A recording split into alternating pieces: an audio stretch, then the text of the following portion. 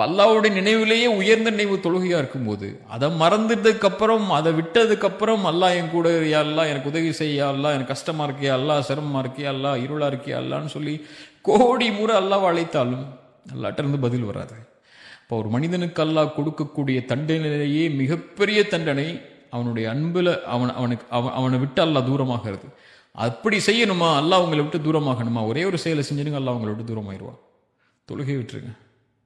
அல்லாஹ் உள்ளச்சத்தோடு பயப்படக்கூடியவங்களுக்கு தொழுகை மிக முக்கியமான அடிப்படையான ஒரு ஆயுதம். அவங்களுக்கு அதை எடுத்துக்கொள்வாங்க. சோதனை வரும்போது அல்லாஹ் முன்னாடி போய் நின்றுவாங்க.